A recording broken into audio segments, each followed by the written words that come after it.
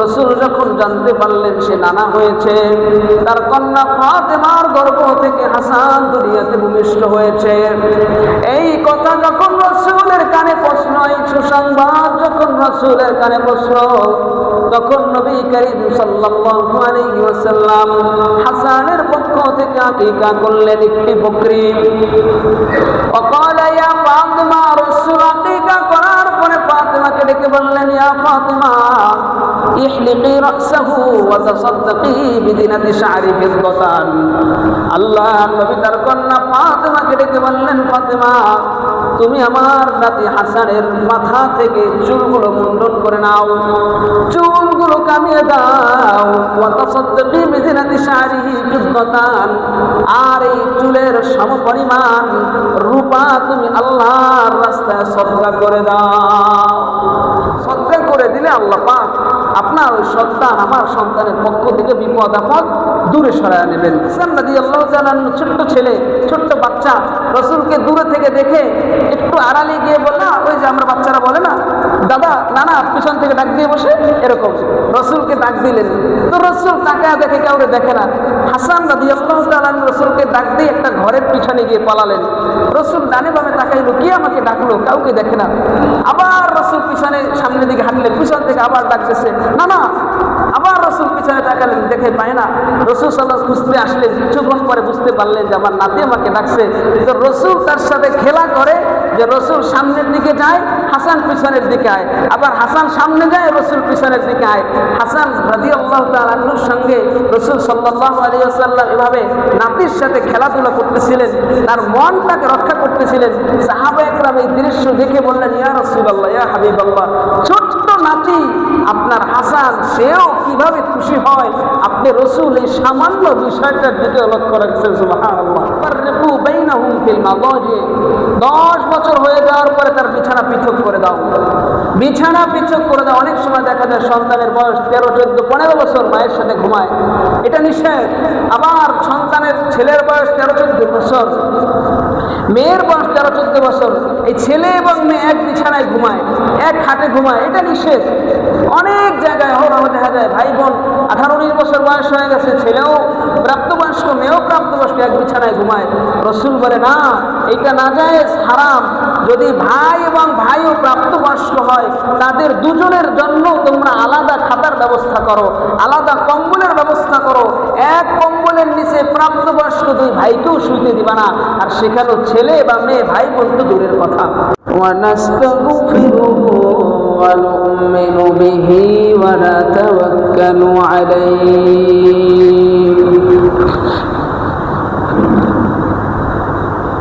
ওয়া নাউযু বিল্লাহি মিন শুরুরি আনফুসিনা ওয়া মিন সাইয়্যাতি আ'মালিনা। من يهده الله فلا مضل له ومن يضلل فلا هادي له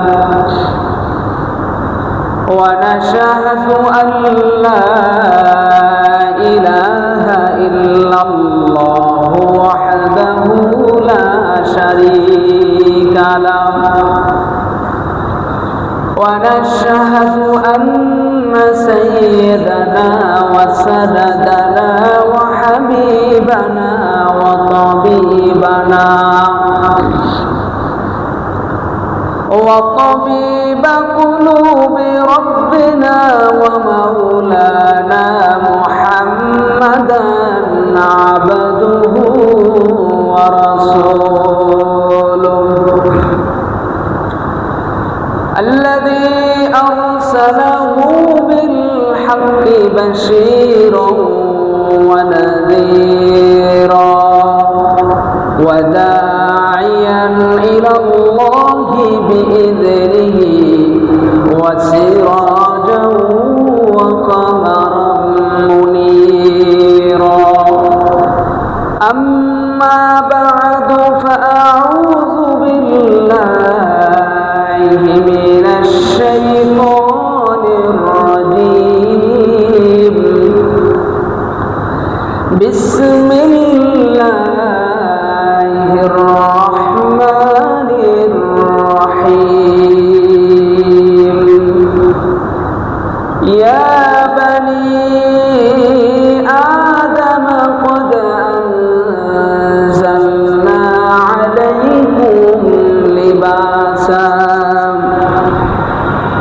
لباسا يواري سوآتكم وريشا ولباس التقوى. وقال تعالى في شان حبيبه إن الله وملائكته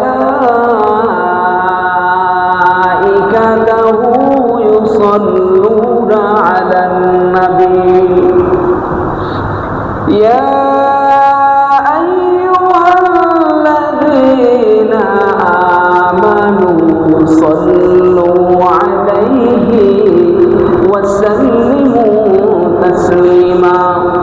اللهم صل على محمد وعلى آل محمد كما صليت على إبراهيم وعلى آل إبراهيم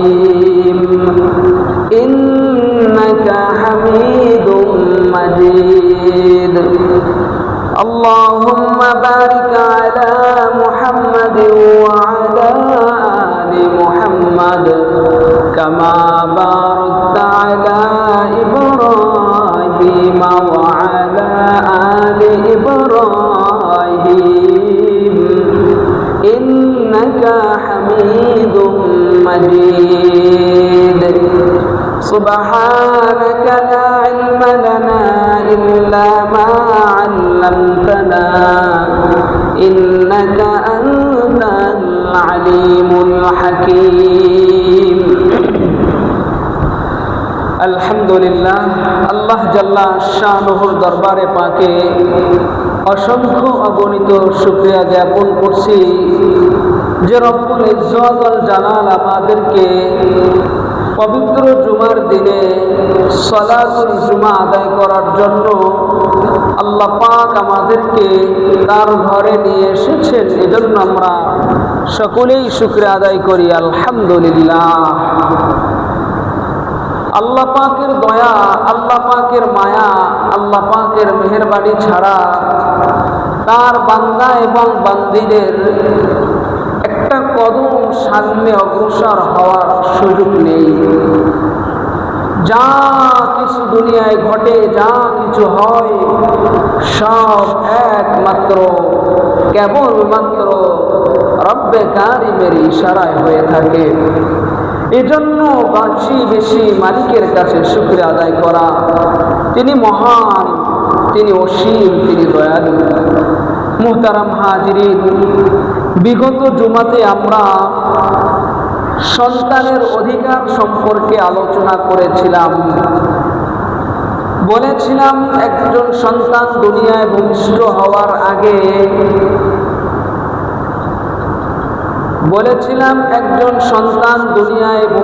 হওয়ার আগে তার দুইটা অধিকার রয়েছে বাবার কাছে, আর ভূমিষ্ঠ হওয়ার পরে 10টা অধিকার রয়েছে। প্রথম দুই অধিকারের কথা বলেছিলাম। 1 নম্বর অধিকার হচ্ছে সন্তানের জন্য বাবা ইখতিয়ারু জাওজাতিস সালিহা, একজন নেককারিনী স্ত্রী চয়ন করবেন, নির্বাচন করবেন। 2 নম্বরে যখন সন্তান ভূমিষ্ঠ হবে, দুনিয়াতে আগমন করবে, তখন বাবা এবং মা দুজনেই পূর্বে থেকে একটি দোয়া পড়া।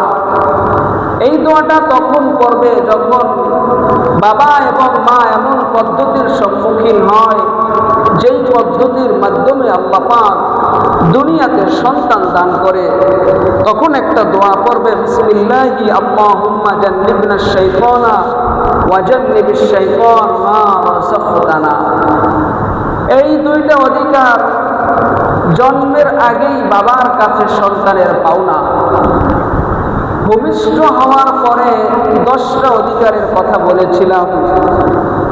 প্রথম নাম্বার অধিকার, সন্তান ভূমিষ্ঠ হওয়ার পরে সন্তানের কানে আযান দেওয়া। কোথাও কোথাও আমরা একথা শুনে থাকি, ডান কানে আজান দেওয়া, বাম কানে ইকামত দেওয়া। এই কথাটা শুদ্ধ নয়, বিশুদ্ধ হাদিস দ্বারা প্রমাণিত নয়। ইকামত দেওয়ার কথাটা এটা যায়ীফ, দুর্বল। অধিকাংশ ফকি বলেছে এটা ভিত্তিহীন কথা। শুদ্ধ কথা হচ্ছে, সহি কথা হচ্ছে, সন্তান ভূমিষ্ঠ হওয়ার পরে সন্তানের কানে আজান পৌঁছানো। এই আজানের বাক্যগুলো মহিলারাও সন্তান ভূমিষ্ঠ হওয়ার পরে যদি পুরুষ মানুষ না থাকে তারাও বাচ্চার কানে আজান দিতে পারবে। এটা শরীয়তের মাসআলা। এই আজান আমরা কেন দিব, এর দলিল কি? আবু দাউদ শরীফের 5105 নম্বর হাদিসের মধ্যে একজন সাহাবী রাসূলুল্লাহ সাল্লাল্লাহু আলাইহি ওয়াসাল্লামকে দেখলেন যে আল্লাহর নবী কন্যা ফাতেমা রাদিয়াল্লাহু তাআলা আনহা হুসাইন রাদিয়াল্লাহু তাআলা আনহুকে ভূমিষ্ঠ করলেন, জন্ম দিলেন। ওই সাহাবী বলে, হাসান রাদিয়াল্লাহু তাআলা আনহু ভূমিষ্ঠ হওয়ার পরে রাসূলকে দেখলাম আযানা ফি উযুনিল হাসান ইবনে আলী রাদিয়াল্লাহু আনহুমা, যে আযান নামাজের জন্য যে আযান দেওয়া হয় রাসূলুল্লাহ সাল্লাল্লাহু আলাইহি ওয়াসাল্লাম হাসানের কানে ধ্বনিগুলো উচ্চারণ করলেন। রাসূলুল্লাহ সাল্লাল্লাহু আলাইহি ওয়াসাল্লাম হাসান রাদিয়াল্লাহু তাআলা আনহু ভূমিষ্ঠ হওয়ার পরে নামাজের জন্য আমরা যে আযান দেই, এই আযানের বাক্যগুলো রাসূল সাল্লাল্লাহু আলাইহি ওয়াসাল্লাম হাসান রাদিয়াল্লাহু তাআলা আনহুকে শোনালেন। দেখবেন আযানের মধ্যে 12টি বাক্য, আর সেই সর্বশেষ বাক্য লা ইলাহা ইল্লাল্লাহ, এর মধ্যেও 12টি অক্ষর রয়েছে।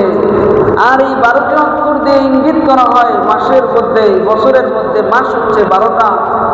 এই 12 মাসের শুরুতেও আল্লাহর নাম নিবে বাচ্চা, শেষেও আল্লাহর নাম নিবে বাচ্চা। তাওহীদের প্রতি ধাবিত হবে, তাওহীদের বাণীগুলো, তার জন্মের পরে প্রথম বাক্যগুলো তাওহীদের কথাগুলো, আল্লাহ পাকের একাত্মবাদ, বরত্বের কথাগুলো তার কানে শুনিয়ে দেওয়া।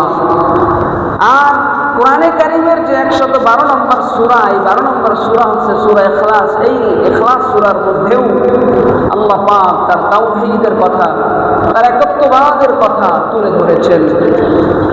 তাহলে সন্তানের 1 নম্বর অধিকার বাবার কাছে বা মায়ের কাছে তার কানে আজান দেওয়া। 2 নম্বর তাহলিক করা। কোনো আল্লাহওয়ালা বুজুর্গর মুখের মিশ্রিত লালা অথবা খেজুর চিবিয়ে খেজুরের দানা বা সামান্য অংশ তার মুখে পৌঁছানো, এইটা সন্তানের অধিকার।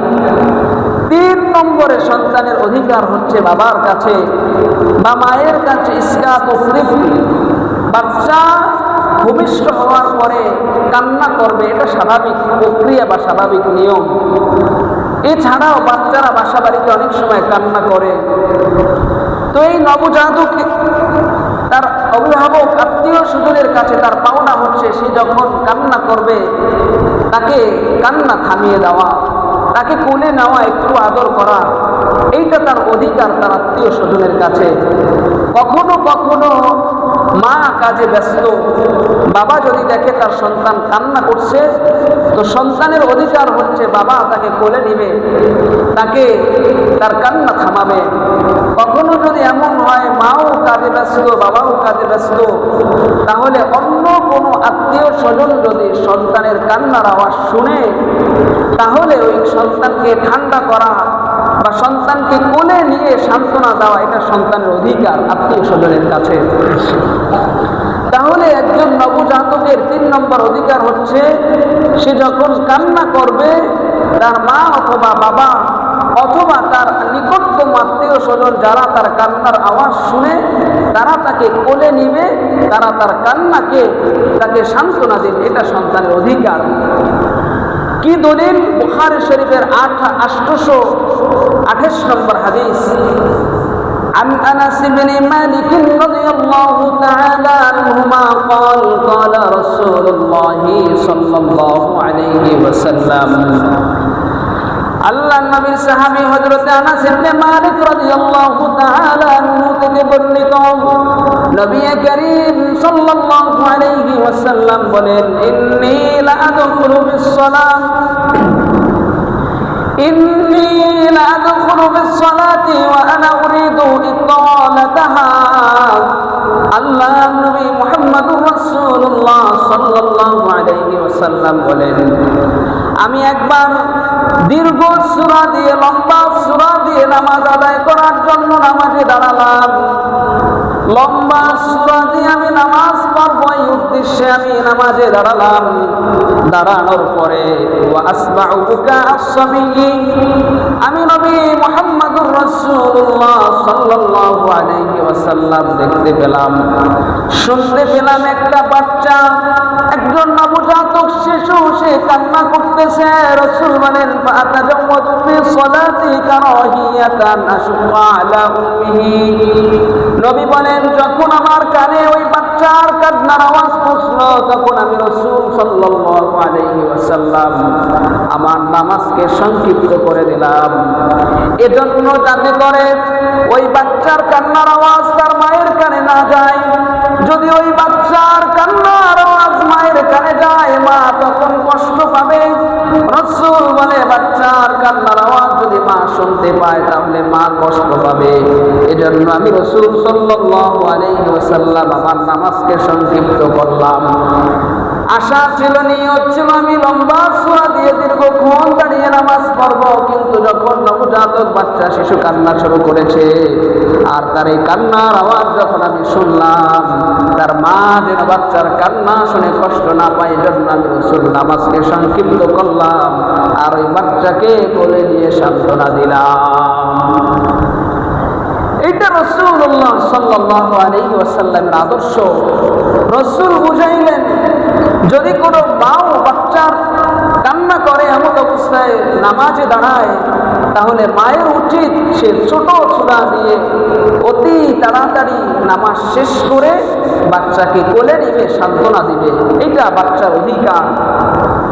তাহলে একজন সন্তান ভূমিষ্ঠ হওয়ার পরে ৩ নম্বর অধিকার হচ্ছে, বাচ্চা যদি কান্না করে, নবজাতক যদি কান্না করে, মা বাবা তাকে সান্ত্বনা দিবে, অথবা মা বাবা কাছে না থাকলে অন্য কোনো আত্মীয় স্বজন যদি কাছে থাকে তাহলে এই বাচ্চাকে সান্ত্বনা দিবে। এইটা সন্তানের অধিকার। ৪ নম্বর সন্তানের অধিকার হচ্ছে তাসমিয়াতুল তিফল। বাচ্চা জন্মগ্রহণ করার পরে বাচ্চার জন্য একটা নাম নির্ধারণ করা, এইটা বাবার কাছে সন্তানের অধিকার। সন্তানের জন্য একটা সুন্দর, উৎকৃষ্ট, অর্থবহুল নাম চয়ন করা, নির্ণয় করা, নির্ধারণ করা। এই যে আমরা অনেক সময় নাম রাখি, সল্টু বল্টু, কি সে নাম রাখি, এই নামের কোনো অর্থ নাই। এরকম নাম না রাখা। অনেক সময় দেখা যায় আমাদের কাছে আসে, হুজুর একটু নাম বলে দেন, আমার বাচ্চা হয়েছে, আমার নাতিন হয়েছে, নাতি হয়েছে, নাম বলেন। তো হুজুর তো ভালো নাম বলে, আয়েশা, হুমায়রা, ফাতেমা, এই নামগুলো পছন্দ হয় না। এগুলো হুজুর আগের যুগের নাম। ইউনিক নাম বলেন, আধুনিক নাম বলেন। যে আধুনিক খুঁজতে খুঁজতে এমন আধুনিক নাম রাখে যার অর্থ অনেক খারাপ। এক লোক একজন আলেমের কাছে এসে বলে, হুজুর আমার নাতি হয়েছে, নাম বলেন। তো হুজুর সুন্দর নাম বলে দিয়েছে, তার পছন্দ হয় নাই। ঘুরে ফিরে কয়েকদিন পর আসছে, হুজুর আমি তো ইয়াসিন সূরা পড়ি, ইয়াসিন সূরার মধ্যে পাইছি ওয়াহিয়া রমিন, আমার বাচ্চা, আমার নাতির নাম রাখছি রমিন। হুজুর বলে, আপনি জানেন রমিন শব্দের অর্থ কি? হুজুর কি বলেন, কোরআন থেকে নাম নিছি, ইয়াসিন সূরা থেকে নাম নিছি। এই নাম তো খুব অর্থবহুল, খুব সুন্দর, আল্লাহর কথা, আল্লাহর কালাম থেকে নাম নিছি। আরে ভাই, আপনি যে নাম নিয়েছেন, নামটা রেখেছেন, এই রমিন শব্দের অর্থ হচ্ছে লাশ। পচে যাওয়ার পরে যে দুর্গন্ধ সৃষ্টি হয়, ওই দুর্গন্ধের অর্থ হচ্ছে আরবিতে রমিন। তো আপনার নাতির আপনার নাম রাখছেন রমিন, এত নিকৃষ্ট অর্থের নাম রেখেছেন, এটা ভালো হয়নি। তখন আলেম একটি শুদ্ধ নাম রেখে দিয়েছে।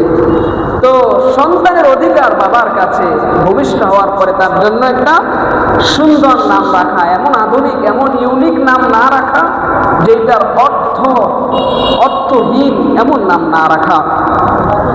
শুআবুল ঈমান একটি কিতাব আছে, এই কিতাবের 11 নম্বর খণ্ডের 137 নম্বর পৃষ্ঠা 8299 নম্বর হাদিস। এই হাদিসের মধ্যে আল্লাহর নবীর সাহাবী আব্দুল্লাহ ইবনে আব্বাস রাদিয়াল্লাহু তাআলা আনহুমা তিনি সহ কয়েকজন সাহাবী রাসূলকে প্রশ্ন করলেন, ইয়া রাসূলুল্লাহ قد علمنا حق الوالد على الوالد فما حق الولد على الوالد। আল্লাহ নবীকে কয়েকজন সাহাবী মিলে প্রশ্ন করলেন, ইয়া রাসূলুল্লাহ ইয়া হাবিবাল্লাহ, এতদিন পর্যন্ত আপনার জবান থেকে বাবার অধিকার সম্পর্কে অনেক বয়ান শুনেছি। আপনি অনেক বক্তব্যের মধ্যে সন্তান বাবার খেদমত করবে, মায়ের খেদমত করবে, সন্তান বাবা মাকে ভালোবাসবে, শ্রদ্ধা করবে, ইজ্জত করবে, মহব্বত করবে, তাদের হক আদায় করবে, বিষয়ে অনেক বয়ান আপনি আমাদেরকে শুনিয়েছেন।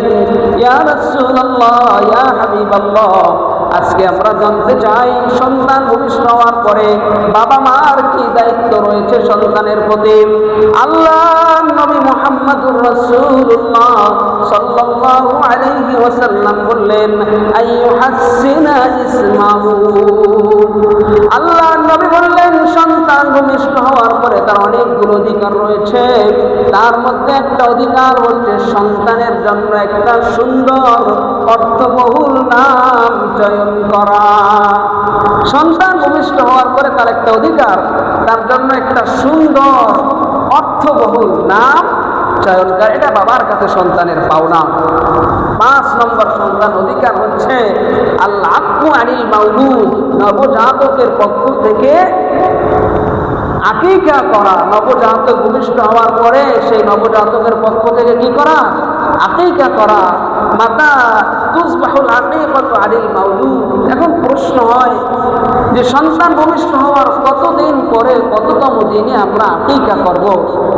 আমরা হাদিস থেকে জানবো, নাসাই শরীফের 7220 নম্বর হাদিস।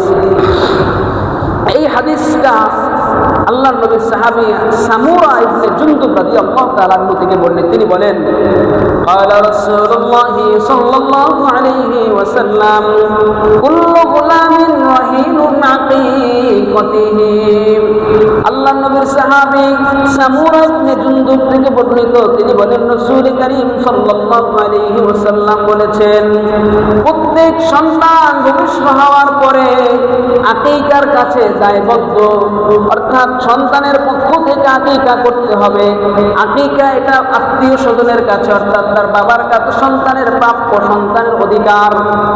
সন্তান ভূমিষ্ঠ হওয়ার পরে সন্তানের পক্ষ থেকে আকিকা করবে।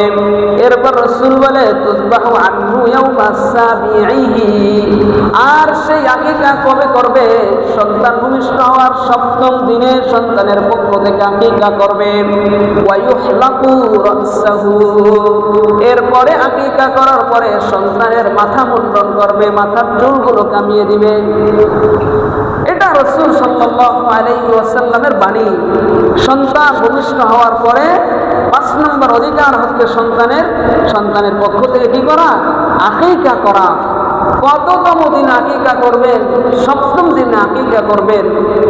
কোন বর্ণনায় এসেছে 14তম দিনে করবে, আবার কোন বর্ণনায় এসেছে 21তম দিনে করবে। কেউ যদি এই দিনগুলোতে করতে না পারে, অন্য কোনো সময় যদি করতে চায়, তাহলে হচ্ছে আকিকা করতে পারবে। আকিকা করলে কি লাভ? কোন সন্তানের পক্ষ থেকে যখন আকিকা করা হয়, তো আল্লাহ পাক ওই সন্তানের পক্ষ থেকে, সন্তানের উপর থেকে বালা মুসিবত, বিপদ আপদ, রোগ শোক, কষ্টগুলো দূরীভূত করে দেয়। এজন্য সন্তানের পক্ষ থেকে আকিকা করা। এখন যদি সন্তান বড় হয়ে যায়, তাহলে কি আকিকা করা যাবে না? হ্যাঁ, অবশ্যই আকিকা করা যাবে। সন্তান বড় হওয়ার পরেও আকিকা করা যাবে। আকিকা করার পরে চুল মুন্ডন করা। তো চুল মুন্ডন করার পরে এই চুলগুলো আমরা কি করব? মাযা ইউফআলু বিআশরিল মাউলুদি বা'দা হালকিহি। চুল মুন্ডন করার পরে, চুল কামানোর পরে চুলগুলো আমরা কি করব? ফেলে দেব? না, সেটাও রাসূল বলেছেন কি করবা। তিরমিজি শরীফের 1519 নম্বর হাদিস। আন আলী ইবনে আবি তালিব রাদিয়াল্লাহু তাআলা আনহু قال قال رسول الله صلى الله عليه وسلم। আল্লাহ নবীর জামাতা হযরতে আলী রাদিয়াল্লাহু তাআলা আনহু থেকে হাদিস বর্ণিত, তিনি বলেন আব্বা রাসূলুল্লাহ সাল্লাল্লাহু আলাইহি ওয়াসাল্লাম আনিল হাসান বিশাতিন, আল্লাহ নবী মুহাম্মদুর রাসূলুল্লাহ সাল্লাল্লাহু আলাইহি ওয়াসাল্লামের কানে যখন হাসান জন্মগ্রহণ করেছে সংবাদ প্রশ্ন রাসূল যখন জানতে পারলেন সে নানা হয়েছে, তার কন্যা ফাতেমার গর্ভ থেকে হাসান দুনিয়াতে ভূমিষ্ঠ হয়েছে, এই কথা যখন রাসূলের কানে প্রশ্ন, এই সুসংবাদ যখন রাসূলের কানে প্রশ্ন, তখন নবী করিম সাল্লাল্লাহু আলাইহি ওয়াসাল্লাম হাসানের পক্ষ থেকে আকীকা করলেন একটি বকরি। وقال يا فاطمة রাসূল আকীকা করার পরে ফাতেমাকে ডেকে বললেন, ইয়া ফাতেমা ইহলিকি রাসাহু ওয়া তাসাদ্দাকি বিদিনাতি শা'রি ফিদ্দাতান। আল্লাহ নবী তার কন্যা ফাতেমাকে ডেকে বললেন, ফাতেমা তুমি আমার নাতি হাসানের মাথা থেকে চুলগুলো মুন্ডন করে নাও, চুলগুলো কামিয়ে দাও, ওয়া তাসাদ্দাকি বিদিনাতি শা'রিহি ফিদ্দাতান, আর এই চুলের সমপরিমাণ রূপা তুমি আল্লাহর রাস্তায় সদকা করে দাও। রাসূলুল্লাহ সাল্লাল্লাহু আলাইহি ওয়াসাল্লাম যখন শুনলেন ফাতেমার সন্তান হয়েছে, নাম তার হাসান, আর হাসানের পক্ষ থেকে রাসূল আকীকা করলেন একটি বকরি। আকীকা করার পর রাসূল বললেন, ফাতেমা আমার নাতির মাথার চুলগুলো মুন্ডন করে দাও, আর আমার নাতির চুলের সমপরিমাণ রূপা আল্লাহর রাস্তায় সদকা করে দাও। আমাদের সন্তান ভূমিষ্ঠ হলে আকীকা করার পরে আমরা সন্তানের মাথা মুন্ডন করে চুলগুলো ফেলে দিব না, এই চুলগুলো স্বর্ণকারের দোকানে নিয়ে গিয়ে ওদের যে মেশিন আছে ওই মেশিনে ওজন করবো, সামান্য হবে, তো এই সামান্য পরিমাণ, যেই পরিমাণ চুলের ওজন হয় ওই পরিমাণ রূপা আল্লাহর রাস্তায় সদকা করে দেওয়া। সদকা করে দিলে আল্লাহ পাক আপনার ওই সন্তান, আমার সন্তানের পক্ষ থেকে বিপদ আপদ দূরে সরায় নেবেন। এখন প্রশ্ন হলো, সন্তান ভূমিষ্ঠ হওয়ার পরে আকীকা যে করব, তো ছেলে মেয়ে উভয়ের জন্য কি সমান নাকি পার্থক্য আছে? কামসাতান ইউযবাহু লিল আকীকা, উভয়ের জন্য কেমন আকীকা করব? ছেলে হলে তার পক্ষ থেকে 2টা বকরি অথবা ভেড়া, আর মেয়ে হলে একটি বকরি অথবা ভেড়া। কিন্তু যদি কারো সামর্থ্য কম, ছেলের পক্ষ থেকে 2টা বকরি জবাই দেওয়ার সামর্থ্য নাই, সে ব্যক্তি যদি একটা বকরিও আল্লাহর রাস্তায় সদকা করে দেয়, ওই সন্তানের পক্ষ থেকে আকীকা করে দেয়, তাহলেও সেই আকীকা আদায় হয়ে যাবে। হাল ইয়াকুল জামিউ মিনাল লাহমিল আকীকা। আবার আমাদের মধ্যে একটা প্রশ্ন জাগে, আকীকা করার পরে গোশত তো সবাই খেতে পারবো না। আমি ছোটবেলাও এই কথা শুনেছি, একটা আকীকার অনুষ্ঠানে গিয়েছিলাম, তো সেখানে বলা হচ্ছে, আশেপাশে সবার থেকে শুনতেছি, যার নামে আকীকা করা হয়েছে সেই গোশত খেতে পারবে না, সবাই খেতে পারবে। আমি ভেবেছিলাম মনে হয় এই কথাটা সত্য, কিন্তু কোরআন হাদিস বিশ্বাস করে দেখলাম যে না, এটা একটা মাশহুর এবং প্রচলিত ভিত্তিহীন কথা, যে যার পক্ষ থেকে আকীকা করা হয় সে আকীকার গোশত খেতে পারে না। বিষয়টা এরকম নয়, বরং আকীকার গোশত যার পক্ষ থেকে করা হয় সেও খেতে পারে, অন্য সকল আত্মীয় স্বজন সবাই খেতে পারে। এইটা হচ্ছে মাসআলা। তাহলে সন্তানের 5 নম্বর অধিকার হচ্ছে ভূমিষ্ঠ হওয়ার পরে যে তার পক্ষ থেকে আকীকা করা। 6 নম্বর অধিকার হচ্ছে যে সন্তানকে এমন পোশাক, শৈশব বুঝেন ছোটবেলা থেকেই এমন পোশাক পরিধান করানো যেই পোশাক সন্তানের সতর ঢেকে রাখে। অনেক সময় চিন্তা করি, আরে আমার ছেলেটা তো ছোট মানুষ, তো ওকে শত ঢাকা পরিমাণ কাপড় কেন পরাতে হবে? সতর বলতে পুরুষের সতর তো নাভি থেকে হাঁটুর নিচ পর্যন্ত। অনেক বাচ্চাদের দেখা যায় হাঁটুর উপরে, অর্থাৎ হাঁটুর উপরে প্যান্ট পরে, এরকম পরানো হয়। বাবা মনে করে আরে ছোট মানুষ কি হবে, না, আপনার এই বাচ্চা ছোটবেলা থেকেই সতর ঢেকে রাখার অভ্যাস তৈরি করানো।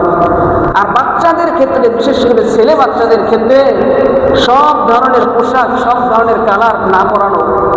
একবার এক বাচ্চা রাসূল সাল্লাল্লাহু আলাইহি ওয়াসাল্লামের সামনে দিয়ে যাচ্ছিলেন, সেই বাচ্চা গোলাপি রঙের কাপড়, ছেলে বাচ্চা, ছেলে সে গোলাপি রঙের কাপড় পরিধান করছে। তো রাসূল ডেকে বললেন, তুমি গোলাপি রঙের কাপড়টা খুলে ফেলো। তার অভিভাবককে বললেন, কেন? এই গোলাপি রং পুরুষের জন্য কি নেই? জায়েজ নেই, শুদ্ধ নয়। লাল রং পুরুষের জন্য কি নাই?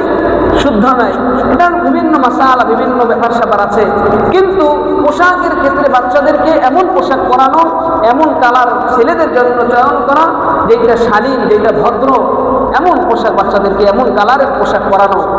আর ছেলে হোক বা মেয়ে হোক, শৈশব থেকেই বাচ্চাকে সতর ঢাকা। মেয়েদের তো চেহারা, হাতের তালু, পায়ের পা ব্যতীত বাকি পুরোটাই সতর ঢেকে রাখে এমন লম্বা ঢোলা ঢালা কাপড় বাচ্চাদের পরানো। এইটা বাচ্চার অধিকার বাবা মায়ের কাছে। শৈশব থেকেই সে তার অধিকার রাখে যে বাবা মা তাকে সতর ঢেকে রাখা হয় এমন পোশাক পরিধান করানো। ইলবাসুত-তিফলি লিবাসান ইয়াসতুরুল আওরাতা মুনযু সিগার, শৈশব থেকেই সতর ঢেকে রাখা সমপরিমাণ কাপড় পরিধান করানো এবং এই অভ্যাস তৈরি করা। কেন? কোরআনে কারীম আল্লাহ পাক সূরা আরাফের 26 নম্বর আয়াতে বলেন, ইয়া বানি আদম ক্বাদ আনজালনা আলাইকুম লিবাসান ইউয়ারি সাওআতিকুম ওয়া রিশা ওয়া লিবাসুত তাকওয়া।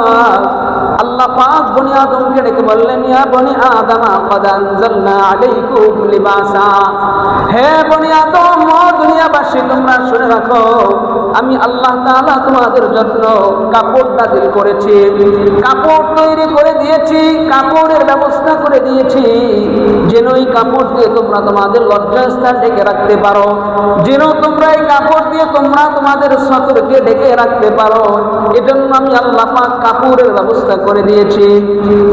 তবে শোনো, ওয়ালিবাসুত তাকওয়া, এমন কাপড় তোমরা পরিধান করবা যে কাপড় তাকওয়া বহন করে, আল্লাহর ভয় বহন করে, এমন কাপড় পরিধান করবা যেই কাপড় সতর ঢেকে রাখে না। ওই কাপড় তোমরা নিজেরাও পরবা না, বাচ্চাদেরকেও পরাইবা না। এখন যদি আপনি আপনার সন্তানকে কোনো খেলোয়াড়ের পোশাক পরিধান করান, কোনো নায়ক নায়িকা, গায়ক গায়িকার পোশাক পরিধান করান, এইটা আপনি আপনার সন্তানের অধিকার নষ্ট করলেন। আল্লাহর কাছে আপনাকে জবাবদিহি করতে হবে। কেন? এই বাচ্চা তো নিষ্পাপ, এই বাচ্চা তো অবুঝ, এই বাচ্চার তো এখনো পর্যন্ত বুঝ হয় নাই যে কোনটা পড়লে আমাকে ভালো দেখায়, কোনটা ইসলাম শরীয়তে জায়েজ, কোনটা না জায়েজ। কিন্তু আপনি বাবা, আপনি মা হয়ে আপনার দায়িত্ব হচ্ছে সন্তানের এটা অধিকার যে সন্তানকে এমন কাপড় পরিধান করানো যেই কাপড় সন্তানের সতর ঢেকে রাখে এবং তাকওয়া, আল্লাহ ভীতি তার অন্তরে তৈরি করে।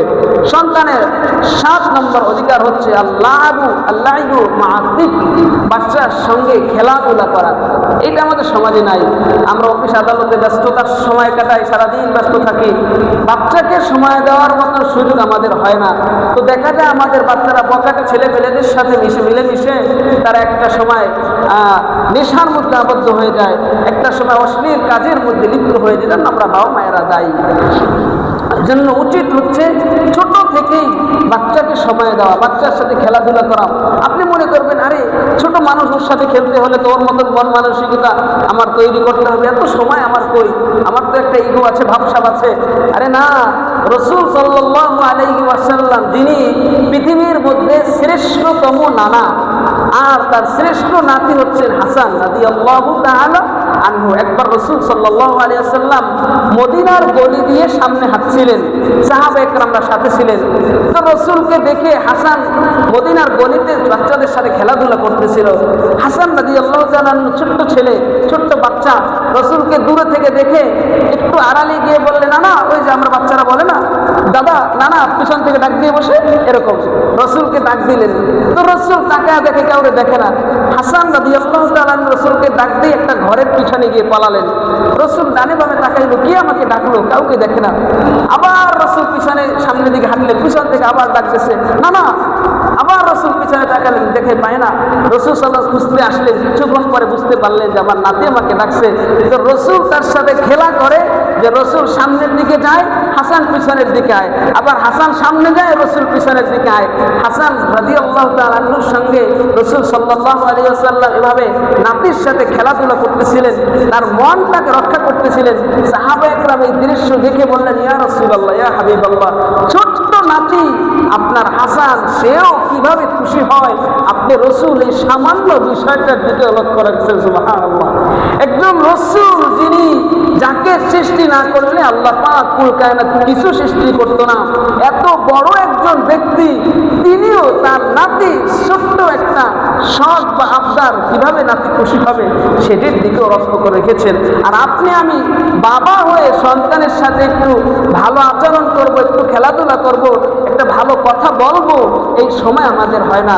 তো দেখা যায় একটা সময় আমাদের সন্তানরা আমাদের হাতছাড়া হয়ে যায়, এটা আমরা বাবা মায়েরাই দায়ী থেকে যাই। তাহলে সন্তানের 7 নম্বর অধিকার হচ্ছে সন্তানকে সময় দেওয়া, সন্তানের সাথে খেলাধুলা করা। এরপরে 8 নম্বর অধিকার হচ্ছে সন্তানকে ঈমান এবং সালাতের শিক্ষা দেওয়া। আবু দাউদ শরীফে 495 নম্বর হাদিস, عن عمرو بن شعيب رضي الله تعالى عنه قال قال رسول الله صلى الله عليه وسلم, আল্লাহ নবীর সাহাবী আমর ইবনে শুআইব রাদিয়াল্লাহু তাআলা আনহু থেকে বর্ণিত, নবী করিম সাল্লাল্লাহু আলাইহি ওয়াসাল্লাম বলেন, মুরু আওলাদাকুম বিস-সালাহ। আল্লাহ নবী পৃথিবীর সকল মানুষকে বললেন, ও সন্তানের বাবা এবং মায়েরা, তোমরা ভালো করে শুনে রাখো, তোমরা তোমাদের সন্তানদেরকে নামাজের ব্যাপারে আদেশ দাও। ওহুম আবনাউ 7 সিনিন, 7 বছর পর্যন্ত, 7 বছর বয়স হয়ে যাওয়ার পরে সন্তানকে তোমরা নামাজের আদেশ দাও। ওয়াজরিবুহুম আলাইহা ওয়া হুম আবনাউ 10 সিনিন, আর যখন সন্তানের বয়স 10 বছর হয়ে যাবে, সন্তান যদি নামাজ পড়তে না চায় মাঝে মাঝে ধমক দাও, মাঝে মাঝে ওয়াজরিবুহুম, প্রহার করো। এটা কার নির্দেশ? রাসূল সাল্লাল্লাহু আলাইহি ওয়াসাল্লামের নির্দেশ। এবার রাসূল একটা খুবই চমৎকার কথা বলে, যেটা আমাদের সমাজের মধ্যে বহু প্রচলিত। কি সেই কথা রাসূল বলেন, ওয়াফাররিকু বাইনাহুম ফিল মাদাজি, 10 বছর হয়ে যাওয়ার পরে তার বিছানা পৃথক করে দাও, বিছানা পৃথক করে দাও। অনেক সময় দেখা যায় সন্তানের বয়স 13, 14, 15 বছর মায়ের সাথে ঘুমায়, এটা নিষেধ। আবার সন্তানের ছেলের বয়স 13, 14 বছর, মেয়ের বয়স 13, 14 বছর, এই ছেলে এবং মেয়ে এক বিছানায় ঘুমায়, এক খাটে ঘুমায়, এটা নিষেধ।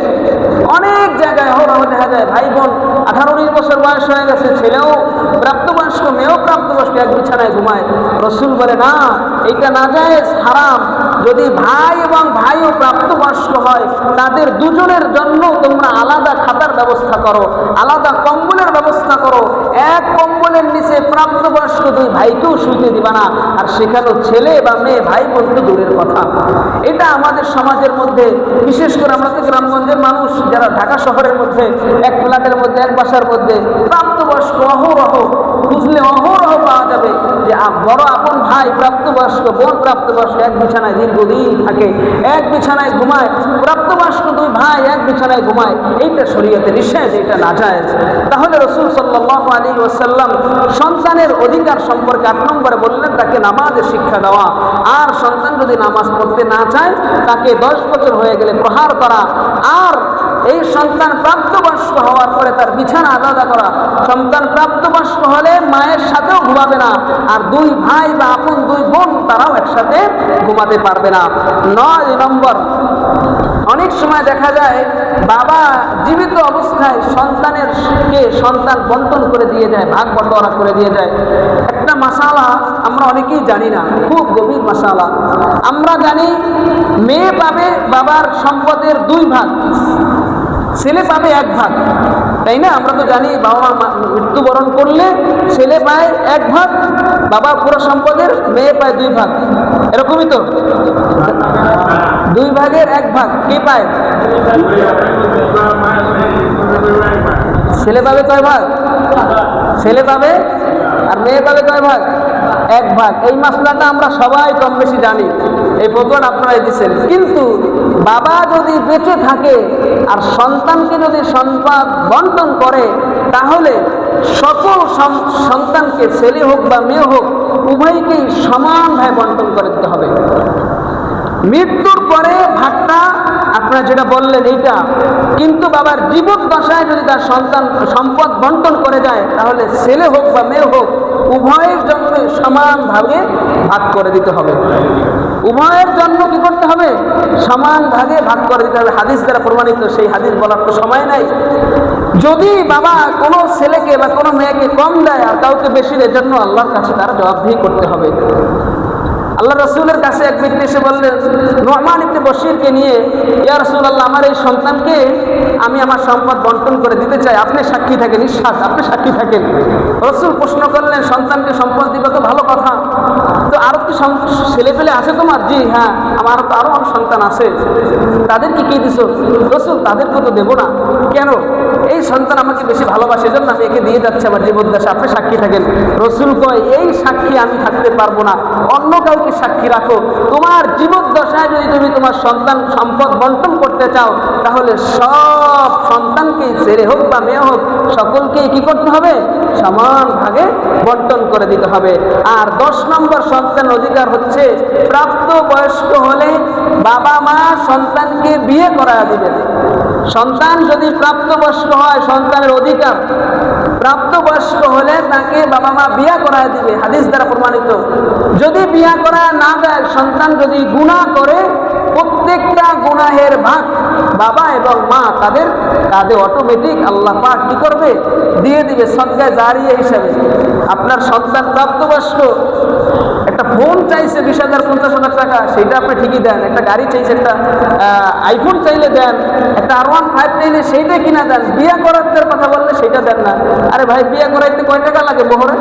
1 লাখ 1.5 লাখ টাকা আপনি দিয়ে দেন না, সন্তানকে বিয়ে করায় দেন। রিজিকের মালিক কে? আল্লাহ। আপনি মোবাইল কিনা দেন, তখন আপনি রিজিকের চিন্তা করেন না, ওই মোবাইল তো আরো খরচ বাড়ায়, গাড়ি তো খরচ বাড়ায়, তখন আপনি রিজিকের চিন্তা করেন না। বিয়ে করাই দিলে কি খাইবে এই চিন্তা করেন। তো এই আপনার সন্তান যে গুনাহ করে, ওই গুনার ভাগ আপনার আমল নামে আল্লাহ পাক অটোমেটিক দেয়। আর যারা প্রাপ্তবয়স্ক হওয়ার পরেও বিবাহের সামর্থ্য রাখে না, শরীয়ত সম্মত বা বিবাহের সামর্থ্য রাখে না, রাসূল তাদেরকে বলেছেন, ইয়া মাশারাশ শাবাব মান ইসতাতা মিনকুল বা ফালইতাজাওয়াজ, বিয়া করো যদি তোমরা প্রাপ্তবয়স্ক হও। আর যদি বিয়া করতে না পারো, মান লাম ইসতাতি ফালাইহি বিসসাওম, তাহলে তোমরা রোজা রাখো। কেন? এই রোজা রাখলে ফাইন্না লাহু উইজাউন, এই রোজা তোমাদেরকে গুনাহ থেকে বিরত রাখবে। এখন যদি বাবা মা কৃপণ হয়, সন্তান উপযুক্ত হওয়ার পর বিয়ে না করা দেয়, তাহলে সন্তান যদি সামর্থ্যবান না হয়, তাহলে এই সন্তান রোজা রাখবে, আল্লাহ পাক এই রোজার মাধ্যমে গুনাহ থেকে সন্তানকে বাঁচিয়ে দেবে। তাহলে আল্লাহ পাক আমাদের সকলকে একজন আদর্শ বাবার কাছে সন্তানের যে 10টা অধিকার রয়েছে, প্রত্যেকটা অধিকার আদায় করার তৌফিক দান করুন। আমিন।